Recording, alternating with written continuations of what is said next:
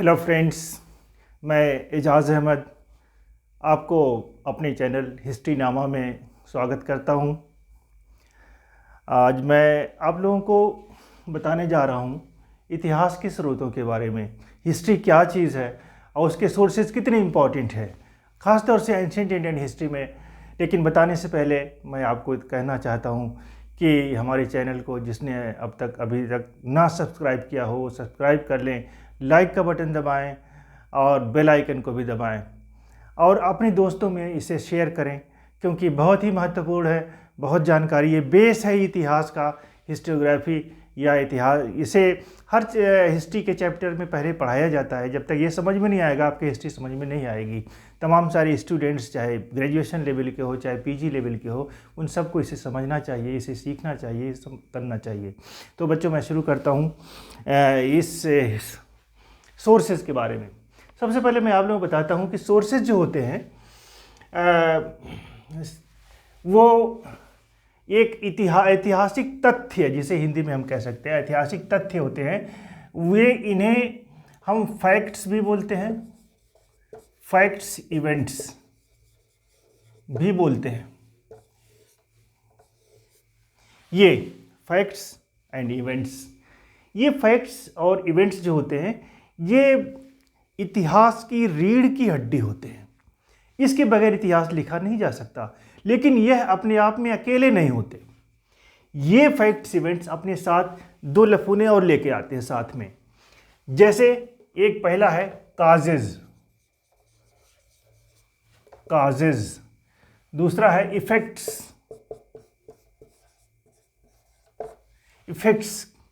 Causes and effects यानी कि कारण और प्रभाव, इसको भी साथ में लेके आता है। लेकिन ये दोनों को कुछ समझता नहीं, इसलिए आपस में तालमेल नहीं है। ये काजेज एंड इफेक्ट्स, इनको आपस में तालमेल बिठाने के लिए, क्योंकि आपस में ये समझता होगा, काजेज समझता होगा कि मैं ना रहूं तो ये कुछ फैक्ट्स और इवेंट्स कुछ होते नहीं, कोई घटना घटेगी ही नहीं। ये सोचता है मैं रीढ़ की हड्डी हूं, सब कुछ मेरा है। ये सोचता है मैं तो प्रभाव, ये सोचता है कि मैं तो प्रभावित करता हूं सबको, इसलिए मेरी वो है। इन सब में एक समन्वय बनाने के लिए, समझौता कराने के लिए एक और कूदता है, जिसका नाम है हाइपोथेसिस। हाइपोथेसिस यानी अनुमान। यह हाइपोथेसिस इन सब में एका करा देता है, दोस्ती करा देता है इन सब में, यानी कि जोड़ देता है। जैसे कहते हैं फेविकॉल का मजबूत जोड़ कभी टूटेगा नहीं, कभी छूटेगा नहीं। तो उसी तरह से एक अटूट एक अछूट, इस तरह से ऐसा बॉन्ड बना देता है इस सब में, और ये सारा मिलकर के इतिहास की रचना करते हैं, हिस्ट्री बन जाते हैं। ऐसी हिस्ट्री जो कभी ख़त्म नहीं होने वाली होती है। तो ये ना ख़त्म होने वाली जो हिस्ट्री है, ये हमारे सामने इन सब की वजह से ये प्रस्तुत करती है। ठीक है, इसके बाद हम देखते हैं कि ये फैक्ट्स, ये इवेंट्स जो है, फैक्ट्स जो होते हैं ये तथ्य होते हैं एक तरह के। सोर्सेज भी यही होते हैं, सोर्सेज भी होते हैं। इन्हीं को स्टडी करके ही, इन्हीं सोर्सेज को स्टडी करके, इन्हीं फैक्ट्स को स्टडी करके इतिहासकार इतिहास की रचना करते हैं। इसको हम दो हिस्सों में इसको हम इन सोर्सेज को दो हिस्सों में देखते हैं। एक होता है प्राइमरी सोर्सेज, प्राइमरी, दूसरा है सेकेंडरी। प्राथमिकी स्रोत तथा द्वितीयक स्रोत, यानी प्रथम सोर्स होता है primary sources and secondary sources. Primary sources वो रॉ मटेरियल होते हैं, और आज मैं इन प्राइमरी सोर्सेज के बारे में ही आपको बताऊंगा। ये काफ़ी बड़ा पॉइंट आ जाता है, इस वजह से नेक्स्ट वीडियो में आपको सेकेंडरी सोर्सेज बताऊंगा। फिलहाल मैं प्राइमरी सोर्सेज की तरफ चलता हूँ। ये प्राइमरी सोर्सेज जो है ये कई तरह के, कई इसके वो हो सकते हैं, पार्ट्स हो सकते हैं। एक है आर्कियोलॉजिकल सोर्सेज, लॉजिकल सोर्सेज। दूसरा है ओरल सोर्सेज, तीसरा है लिटरेरी सोर्सेज,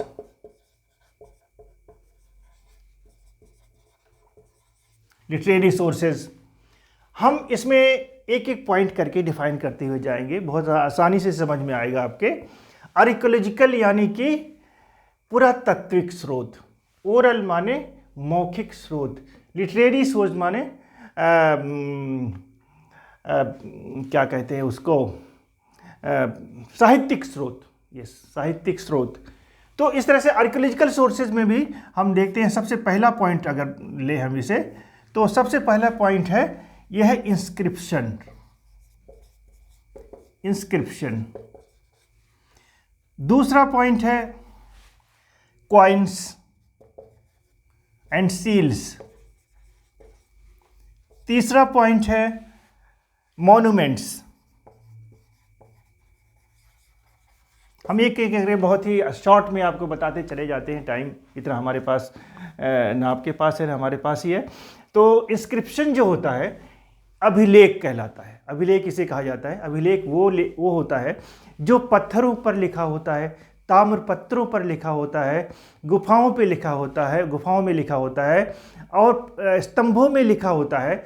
जगह जगह राजा अपनी नीतियों को, अपनी विजयों को या अपने राज्य से संबंधित जानकारी को, रूल्स को, रेगुलेशन को इन पत्थरों पर इंस्क्राइब करवा करके वो जगह जगह चौराहों पर, बाज़ारों में, शायकारों में, तमाम सारी जगहों पर राज्य के विभिन्न हिस्सों में उसे स्थापित करवाते थे, जिससे जनता उनके राज्य के बारे में जान सके, उनकी नीतियों के बारे में जान सके, अपने राजा के पराक्रम के बारे में जान सके। यही नहीं, जब हम तमाम सारे मॉन्यूमेंट्स को भी देखने अगर जाएं कहीं पे, तो वहाँ भी ये सोर्सेज होते हैं, आर्कियोलॉजिकल सोर्सेज, इंस्क्रिप्शंस होते हैं, जिससे हमें उस समय के काफ़ी जानकारी प्राप्त होती है और उस बिल्डिंग्स के बारे में जानकारी प्राप्त होती है। लिख के देखते हैं कि ये बिल्डिंग किस राजा ने बनवाई थी, कब बनवाई थी। तो ये इंस्क्रिप्शंस जो होते हैं काफ़ी इंपॉर्टेंट है, काफ़ी महत्वपूर्ण है और ये 99% सच होते हैं, क्योंकि इंस्क्रिप्शन जो होते हैं वो कभी गलत नहीं होते। जितने लोग भी इसे लिखवाते हैं, इसे स्थापित करवाते हैं, वो सारा सही होता है और उसमें कोई गलत इन्फॉर्मेशन वो नहीं देते। इसलिए इंस्क्रिप्शन जो होते हैं टोटली सही बोलते हैं। इसके बाद कॉइन्स एंड सील्स है, सिक्के और मोहरें। सिक्कों की बड़ी इंपॉर्टेंस है, इसकी अपनी अलग स्टडी होती है, न्यूमिस्मेटिक्स यानी कि सिक्का विज्ञान। तो ये न्यूमिस्मेटिक्स जो है या सिक्कों का जो अध्ययन होता है, इसमें हम देखते हैं कि यह कोई सिक्का एक ही तरह का अलग अलग क्षेत्रों में पाया जाता है। इसमें सोने का भी हो सकता है, चांदी का भी हो सकता है, तांबे का भी हो सकता है, लोहे का भी हो सकता है। यानी कि जो सिक्का सबसे ज़्यादा तादाद में, अब जैसे सोने का सिक्का है, अगर किसी जगह पे, कई जगहों पे खुदाई में बहुत सारे सिक्के मिले हुए हैं सोने के, तो इसका मतलब है वह राज्य काफ़ी खुशहाल राज्य था। वहाँ का व्यापार बहुत ज़्यादा फलता फूलता था, विदेशों से व्यापार होता रहा होगा, तभी तो सोने आए उस राज्य में और उसके सिक्के बनाए गए। अगर सिल्वर कॉइन्स ज़्यादा मिलते हैं, चांदी के सिक्के मिलते हैं, तब भी एक नॉर्मल राज्य था, खुशहाल राज्य था। तांबे के, लोहे के सिक्के मिलते हैं तो भी हम ये मान के चलते हैं थोड़ा सा और कमतर राज्य रहा होगा, जिसके पास इतना धन धान्य नहीं था। बहरहाल कहने का मतलब यह है, जिन राज्य में सिक्कों का प्रचलन था उससे काफ़ी जानकारी हमें ये मिलती है कि वो राज्य खुशहाल रहा होगा, क्योंकि जिस समय में बार्टर सिस्टम था, वस्तु विनिमय प्रणाली थी, उस समय सिक्कों का आदान प्रदान खुशहाली का बहुत बड़ा प्रतीक होता है। इसे हमें समझना चाहिए, इसे हमें। इसके अलावा इन सिक्कों से और भी बड़ी जानकारियाँ मिलती है इतिहास के बारे में, क्योंकि जानते हैं इतिहासकार तो बहुत खोजू होते हैं और जगह जगह से ले लेते हैं, तलाश कर लेते हैं अपने काम की चीज़ें। वो देखता है इतिहासकार, उस सिक्के ऊपर तो नाम लिखा हुआ है किसी राजा का, तो ये पता चलता है ये इस राजा का सिक्का है जिसका नाम इस पर लिखा है। इसके अलावा कुछ डेटिंग भी है, यानी कि उसमें तिथि लिखी हुई है, कोई संवत लिखा हुआ है, तो ये पता चलता है इस संवत में ये राजा राज्य करते, यानी डेटिंग भी हो गई, नाम भी पता चल गया। इसके अलावा उस पर कुछ अगर कोई म्यूज़िकल इंस्ट्रूमेंट है, गिटार है, उसको गिटार कहना गलत होगा, भले कोई इस तरह का इंस्ट्रूमेंट ऐसा एंशिएंट टाइम में जो चलता रहा हो, वो अगर उस पर मिलता है तो ये पता चलता है कि सारंगी वगैरह, तो ये राजा म्यूज़िकल इंस्ट्रूमेंट्स में या म्यूज़िक में बहुत ज़्यादा इंटरेस्ट रखता था। इसके अलावा उस पर किसी देवी देवता की चित्र भी बने हुए होते थे, तो ये मालूम होता है कि इस देवी की या इस देवता का चित्र की उस समय उस राज्य में पूजा होती थी। तो ये काफ़ी जानकारी इससे मिलती है। और ये भी है कि सिक्का अगर एक ही स्थान पर, एक ही राज्य में कई जगहों पे बहुत ज़्यादा सिक्के पाए जाते हैं, तो ये पता चलता है कि ये जहाँ जहाँ भी सिक्के मिले हैं राज्य के विभिन्न हिस्सों में, तो वह तमाम सारे एरिया उस राजा के अधीन थे। ये प्रूफ हो जाता है कि जाहिर है जहाँ पे उस राजा का राज्य हुआ वहीं तो सिक्का चलेगा। तो एक जोग्राफिकल बाउंड्री पता चल जाती है इन क्षेत्रों में। कभी कभी ऐसा भी होता है दूर दराज, यानी हज़ारों किलोमीटर दूर, सैकड़ों किलोमीटर दूर अगर वो सिक्का पाया गया, तो इसका मतलब ये होता है कि उस राज्य से इस राज्य में व्यापार होता रहा होगा और वहाँ से सामान मंगाया भी जाता होगा, सामान वहाँ पे भेजा भी जाता होगा। तो ये भी खुशहाली का एक प्रतीक है, यानी कि वो व्यापारिक सिस्टम बताता है, वो अर्थव्यवस्था के बारे में बताता है, ये समाज के बारे में, राजा के बारे में, राजनीति के बारे में, धर्म के बारे में, ये सारी जानकारी से मिलती है। इसके अलावा सील्स यानी मोहरे भी है। हड़प्पा में देखते हैं बहुत सारे सैकड़ों की तादाद में सील्स या मोहरे मिली हुई हैं, लेकिन मोहरे कुछ इस तरह से होती थी चौकोर, जिसमें कुछ लिखा हुआ होता है। यहाँ पे किसी चीज़ का, कुबड़ वाले सांड वगैरह का यहाँ पे चित्र बना हुआ होता है। तो इस तरह की सील्स मिली हुई हैं बहुत ज़्यादा। तो लेकिन उस पर जो लिपि है, इस तरह से जो लिपियाँ हैं वो चित्रात्मक लिपि हैं, पिक्टोग्राफिक लिपि हैं, जिसे पढ़ा नहीं जा सका अभी तक। तो हमें ये तो नहीं पता कि उस लिपि पे लिखा हुआ, उस मोहर पे क्या लिखा हुआ है, लेकिन हाँ जो उस पर चित्र बने हुए हैं, जैसे हम्पेट बुल, कुबड़ वाला सांड है, शेर है, हाथी है, या इस तरह के, या स्त्री का चित्र है, या किसी पौधे का चित्र है, इन सब से पता चलता है कि यह चित्र जो बने हुए हैं वह पूज्य नहीं रहे होंगे, उनकी पूजा होती रही होगी। क्योंकि कोई भी व्यापारी जो मुहर बनाएगा वह अपने कुल देवता को उस पर बनवाता था, और जिससे कि उसका कार्य शुभ रहे। आप लोग देखते हैं अक्सर बनिए जो होते हैं, बनिया कम्युनिटी के लोग शुभ लाभ लिखे होते अपने घरों पे भी, दुकानों पे भी। तो यानी कि वह तमाम सारे जो मोहरें मिली हुई हैं वो किसी ऑर्डिनरी आदमी की तो हो नहीं सकती, क्योंकि आज भी आम इंसान के पास मोहरें नहीं होती, ऑफिसर्स के पास होती हैं। उस ज़माने में भी बड़े बड़े ऑफिसर्स या बिजनेसमैन के पास रहती रही होंगी, और वो अपना बिजनेस के ऊपर, ये अपने बिजनेस के प्रोडक्ट्स के ऊपर ये मोहरें लगाते रहे होंगे। तो उस समय के बारे में भी काफ़ी जानकारी हमें मिलती है, हालांकि उसके लिपि को हम पढ़ नहीं सके हैं। इसके बाद मॉन्यूमेंट्स का नंबर आता है। मॉन्यूमेंट्स भवन, स्मारक, मस्जिद, मंदिर, मकबरा, इस तरह के बहुत सारी इमारतें पुराने ज़माने की खंडर बन गई हैं, बहुत सारी मिलती हुई हैं। मैंने एक किताब लिखी है इस पे, हेरिटेज ऑफ मेवात, और मैं जाता था उन खंडरों में और तलाश करता था कि ये किस समय की बनी हुई है, और उससे कोरिलेट करता था तमाम सारी बिल्डिंग्स का जो अब भी मौजूद हैं, कि खिलजी पीरियड की बिल्डिंग है या मुग़ल पीरियड की बिल्डिंग है, या हम देखते हैं गुलाम वंश की बिल्डिंग है, या ये बिल्डिंग गुप्त वंश की है। तो ये सारी चीज़ें उनकी स्टाइल से पता चलता है, क्योंकि हम पढ़ रखे हैं कि इस पीरियड में इस स्टाइल की बिल्डिंग्स बनती थी, तो इससे हम पता लगा लेते हैं कि ये बिल्डिंग किस समय की बनी होगी। इसके अलावा उसकी मोटाई, उसका स्टाइल, उसका आर्किटेक्चर, उसका नक्शा, ये तमाम सारी चीज़ें हम उसे माप करते हैं, देखते हैं, और उससे अंदाज़ा लगाते हैं कि उस वक्त के लोग कितने ज़्यादा साइंटिफिक थे, कितना ज़्यादा वैज्ञानिक सोच रखते थे, और जो अब तक उनकी इमारतें आज हज़ारों साल के बाद भी खड़ी हैं और उनमें कोई भी दरार तक कहीं नहीं आती है। हालांकि गांव के लोग उन पत्थरों को, उन ईंट पत्थरों को उठा ले जाते हैं अपने काम के लिए। उन्हें नहीं पता कि ये किस वैल्यू की हैं, कितनी वैल्यू की हैं। बहरहाल तमाम सारे मॉन्यूमेंट्स अपने आप में एक इतिहास सजोए हुए हैं, और यह इतिहास के लिए, इतिहासकार के लिए, इतिहास लिखने के लिए, इतिहास समझने के लिए ये मॉन्यूमेंट्स भी बहुत ज़्यादा इम्पोर्टेंस रखते हैं। इसके बाद हम देखते हैं मौखिक स्रोतों के बारे में। इसमें मैं ये कहना चाहूँगा कि हम बड़े खुशनसीब हैं, हमारा देश खुशनसीब है कि यहाँ पे ऐसे बहुत सारी कम्युनिटी हैं जो पीढ़ी दर पीढ़ी, नस्ल दर नस्ल हमारे इतिहास को संजोए हुए रखती हैं। इनमें बहुत सारे लोग हैं, जैसे जग्गा, मिरासी, भांड,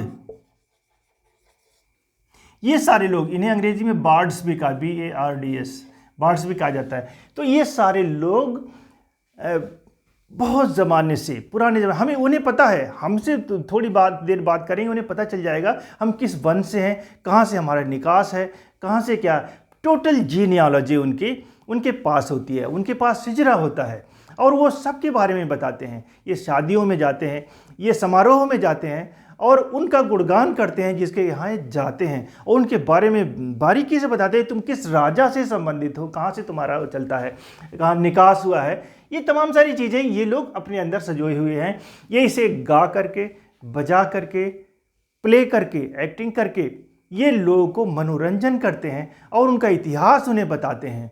और ये इतिहास ख़ास तौर से रीजनल हिस्ट्री के लिए बहुत ज़्यादा इम्पॉर्टेंट है। ये स्रोत जो है, जहाँ पर मौखिक स्रोत वहीं पे ज़्यादातर हम यूज़ करते हैं जहाँ पे रिटन रिकॉर्ड्स की बहुत ज़्यादा कमी है, ना के बराबर है, वहाँ मौखिक स्रोतों पर रिलाई करते हैं। तमाम सारे इंटरव्यूज़ हैं वो भी मौखिक स्रोत में आते हैं। इससे जो इतिहास की रचना में काफ़ी महत्वपूर्ण है। लिटरेरी सोर्सेज की बात करते हैं तो यह भी एक बड़ा वाइड टर्म है, लिटरेरी सोर्स यानी साहित्यिक स्रोत। साहित्यिक स्रोत जो है, लिटरेरी सोर्स जो है, उसे भी हम कई हिस्सों में बांट सकते हैं। फिर नेक्स्ट हम चलते हैं, सबसे पहले हम देखते हैं रिलीजियस सोर्स, धार्मिक स्रोत। दूसरा हम देखते हैं सेकुलर लिटरेचर यानी कि लौकिक स्रोत। तीसरा हम देखते हैं फॉरेनर्स अकाउंट, फॉरेनर्स अकाउंट। अब रिलीजियस लिटरेचर यानी धार्मिक स्रोत जो है, ये धार्मिक स्रोत भी काफ़ी महत्वपूर्ण है और काफ़ी वाइड है। इसमें अलग अलग धर्मों के बारे में, क्योंकि प्राचीन काल में हम देखते हैं 3 धर्म बहुत बड़े बड़े थे। एक तो है हिंदू धर्म या आर्य धर्म, दूसरा है बौद्ध धर्म, तीसरा है जैन धर्म। इनकी अपनी अपनी ग्रंथ हैं, अपनी अपनी किताबें हैं जो हमें बताते हैं उस समय के इतिहास के बारे में। ख़ास तौर से हम देखते हैं हिंदू धर्म की किताबें हैं ऋग्वेद, सामवेद, यजुर्वेद, अथर्ववेद यानी चारों वेद। उस समय लोगों के रहने सहने की स्टाइल, उस समय उनका धर्म, उनका समाज, हाँ राजनीति के बारे में काफ़ी कुछ इससे पता नहीं चलता है, लेकिन धार्मिक तथा सामाजिक इतिहास काफ़ी कुछ पता चलता है। हाँ राजनीतिक, हम अगर उसकी बात करें, रामायण की बात करें, महाभारत की बात करें, तो उसमें राजनीतिक उथल पुथल हमें देखने को मिलती है। और हम देखते हैं कितने पेटी इश्यूज़ पे, छोटे छोटे मामले को लेकर इतने बड़े बड़े युद्ध महाभारत हो जाते हैं और देश विदेश के राजा उसमें हिस्सा लेते हैं। और भी बहुत सारी जानकारियाँ हमें उसमें समाज के बारे में मिलती है। इसके बाद हम देखें बौद्ध धर्म, गौतम बुद्ध के बारे में, यानी 6th सेंचुरी BC से लेकर के हम हर्षवर्धन तक के काल में, जिसमें मौर्य काल भी है, कुषाण वंश भी है, ये तमाम सारे काल का इतिहास सजोए हुए है ये बौद्ध ग्रंथ। दीपवंश, महावंश जो सिंघली ट्रेडिशन है, श्रीलंका के हैं, ये सब बताते हैं कैसे कैसे बौद्ध धर्म फैला, कैसे बहुत सारी जानकारियाँ हमें इससे मिलती है, समाज के बारे में, लोगों के बारे में, और धर्म कितना प्रभावी है और किस तरह से छोटे छोटे टुकड़ों में भी समय के साथ बढ़ता गया, ये भी काफ़ी जानकारी हमें मिलती है। जैन धर्म के बारे में पता चलता है कि जैन धर्म बताता है कि जैन धर्म नया धर्म नहीं है, इसे स्वामी महावीर स्वामी ने नहीं इस्टेब्लिश किया था, बल्कि महावीर स्वामी तो 24वें तीर्थंकर थे। पहले तीर्थंकर ऋषभ थे, पहले ऋषभदेव और इसके बीच में 22 तीर्थंकर और हुए। आप अंदाज़ा लगा लीजिए कि कितने हजारों साल पुराना ये धर्म था। ये जैन धर्म बताता है। और उस समय के जो इनकी किताबें हैं वो भी काफ़ी हमें जानकारी इतिहास के बारे में प्रस्तुत करती हैं। खासतौर से बौद्ध धर्म तथा जैन धर्म के जो ग्रंथ हैं उससे हमें काफ़ी जानकारी, ऐतिहासिक जानकारी भी हमें मिलती है। इसके बाद हम आते हैं सेकुलर लिटरेचर यानी लौकिक स्रोत। लौकिक स्रोत में हम देखते हैं ड्रामा है, जिसमें आजकल नावल है, पहले ड्रामा हुआ करता था। इसके अलावा बायोग्राफी है। ड्रामे पहले बहुत लिखे जाते थे। एक तो धार्मिक स्रोत लिखे जाते थे, दूसरे ड्रामे लिखे जाते थे जिसका मंचन होता था, लोग उससे मनोरंजन करते थे। इन ड्रामों में आप देखते हैं कालिदास का नाम सबसे ज़्यादा अमर है इस क्षेत्र में। और इन ड्रामों में अभिज्ञान शकुंतलम है, उसे मंचन किया जाता था उस समय में, अब तो खैर नहीं होता। लेकिन इस तरह से ये ड्रामे जो हैं उस समय के समाज के बारे में हमें बताते हैं। हालांकि इन ड्रामों में या बायोग्राफी जो राजा महाराजा अब कह करके दूसरों से लिखवाते थे, इन दोनों में अतिशयोक्ति है, बढ़ा चढ़ा के। क्योंकि जब तक इसमें नमक मिर्च नहीं लगाया जाएगा तब तक वो ड्रामा कामयाब कैसे होगा, लोग कैसे देखेंगे उसको। इसलिए इसमें बहुत ज़्यादा अतिशयोक्ति दोनों में है, ड्रामा और बायोग्राफी में। लेकिन इतिहासकार, जैसा कि मैंने बताया, बहुत बड़ा खोजू होता है। खोजी पत्रकारों की तरह से, पत्रकार से भी बड़ा खोजू होता है और वो निकाल लेता है अपने मतलब की चीज़ उन सब में से भी, और वो इतिहास की रचना करता है उसमें तरह तरह की चीज़ें। इसके बाद देखते हैं फॉरेनर्स अकाउंट। इसमें हम विदेशियों के वृत्तांत, बहुत सारे विदेशी आए। हम देखते हैं गुप्ता पीरियड में, चंद्रगुप्त विक्रमादित्य या चंद्रगुप्त द्वितीय के समय में फाहियान आया। फाहियान ने एक पुस्तक लिखी फोको की, और उसमें गुप्त वंश के और उस समय धार्मिक व्यवस्था के बारे में, अर्थव्यवस्था के बारे में, राजनीतिक व्यवस्था के बारे में तमाम सारी जानकारी हमें देता है। फिर हम देखते हैं बाद में हर्षवर्धन के समय में एक और चाइनीज़ यात्री आया था, वेनसांग था। उसने CU की ग्रंथ की रचना की, और उसने भी तमाम सारे जो उस समय समकालीन समाज था, समकालीन राजनीति थी, अर्थव्यवस्था थी, धार्मिक व्यवस्था थी, उन सब के बारे में भी काफ़ी जानकारी इन ग्रंथों से मिलती है। इसके अलावा हम देखते हैं एक और है, जो मिडिवल पीरियड की शुरुआत हो रही थी, उस समय भी एक महमूद गजनवी के साथ एक विदेशी यात्री आया था। ऐसे तो बहुत सारे आए थे, लेकिन फिर भी हम कुछ ही को लिमिटेड बना के चलते हैं क्योंकि वीडियो शॉर्ट होना चाहिए। अल-बिरूनी, उसने तहकीक हिंद लिखी, और उसमें उसने उस समकालीन इतिहास के बारे में काफ़ी जानकारी देता है। राजनीतिक व्यवस्था के बारे में, सामाजिक लिटरेरी सिस्टम के बारे में भी बहुत कुछ लिखा हुआ है। तो ये तमाम सारे हम प्राइमरी सोर्सेज के बारे में जो हमने बात किया, ये काफ़ी इम्पॉर्टेंट थे। नेक्स्ट है सेकेंडरी सोर्सेज। ये जो सेकेंडरी सोर्स है बच्चों, ये भी बहुत ज़्यादा इम्पॉर्टेंट है। ये इस बहुत इम्पॉर्टेंट के साथ साथ बहुत दिलचस्प है। इसमें मैं आपको सेकेंडरी सोर्स के बारे में बताऊंगा, और बताऊंगा किस तरह से स्कूल ऑफ थॉट्स हैं, हिस्टोरिकल स्कूल ऑफ थॉट्स हैं, कई तरह के विचारधाराएं हैं, और कौन इतिहासकार किस विचारधारा से जुड़ा है, किस तरह की विचारधारा ज़्यादा महत्वपूर्ण है, किस तरह की विचारधारा कम है। ये बहुत इम्पोर्टेंट, बड़ा इंटरेस्टिंग टॉपिक है, और मैं आप लोगों से कहना चाहता हूँ कि आप लोग इस नए वाले एपिसोड में ज़रूर शामिल होइएगा, ज़रूर देखिएगा उसे क्योंकि ये ज़्यादा आपके लिए बहुत अहम होगा। बहुत सारी ऐसी बातें हैं जो आपने नई लग रही होंगी इसमें आपको, और आप इसमें, मुझे पूरी उम्मीद है आप लोग इसे एंजॉय कर रहे होंगे। तो नेक्स्ट मिलते हैं नेक्स्ट एपिसोड में सेकेंडरी सोर्सेस में। तब तक के लिए थैंक यू वेरी मच।